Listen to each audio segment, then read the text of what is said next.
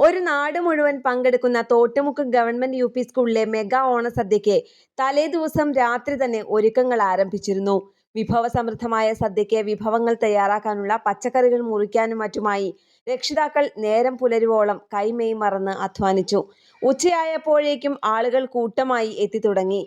പൂർവ്വ വിദ്യാർത്ഥികൾ, അധ്യാപകർ, പഞ്ചായത്ത് പ്രസിഡന്റ് അടക്കമുള്ള ജനപ്രതിനിധികൾ, വ്യാപാരികൾ തുടങ്ങി ജാതിമത ഭേദമന്യേ നാടിന്റെ നാനാഭാഗത്തു നിന്നും ആളുകളെത്തി ഓണസദ്യയിൽ പങ്കാളികളായി.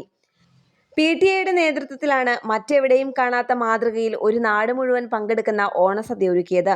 പായസമടക്കം 12 വിഭവങ്ങളാണ് ഒരുക്കിയിരുന്നത്. സമീപ പ്രദേശത്ത് എവിടെയും ഇത്തരത്തിലൊരു ഓണസദ്യ കണ്ടിട്ടില്ലെന്നും എല്ലാ വർഷവും സ്കൂളിലെത്തി ഓണസദ്യ കഴിക്കാറുണ്ടെന്നും വ്യാപാരികൾ പറയുന്നു. പി.ടി.എ അംഗങ്ങൾ സമാഹരിച്ച വിഭവങ്ങൾ ഉപയോഗിച്ച് പി.ടി.എ അംഗങ്ങൾ തന്നെയാണ് സദ്യ ഒരുക്കിയത്. തൂശനിലയിട്ട് ക്രമപ്രകാരം ഭക്ഷണം വിളമ്പാൻ കേരളീയ വസ്ത്രമണിഞ്ഞ മങ്കമാരും മുന്നിൽ നിന്നു. കഴിഞ്ഞ തവണത്തേക്കാൾ ഇത്തവണ ജനപങ്കാളിത്തം കൂടുതലാണെന്നും തിരക്കില്ലാതാക്കാൻ ഇലയിൽ സദ്യ വിളമ്പുന്നതിനോടൊപ്പം ബുഫേ സമ്പ്രദായവും നടപ്പിലാക്കിയിരുന്നതായും പ്രധാനാധ്യാപിക പറഞ്ഞു. സംഘാടന മികവുകൊണ്ട് എല്ലാവരുടെയും ശ്രദ്ധ പിടിച്ചുപറ്റി ഈ ഓണസദ്യ. PTA president YP. Ashraf, SMC chairman Sojan Mathew, MPTA president Lisna Sabik തുടങ്ങിയവരുടെ നേതൃത്വത്തിൽ മറ്റ് പി.ടി.എ അംഗങ്ങളുടെയും സഹകരണത്തോടെയാണ് മെഗാസദ്യ ഒരുക്കിയത്. ന്യൂസ് ഡെസ്ക് കേരള പ്രണാമം.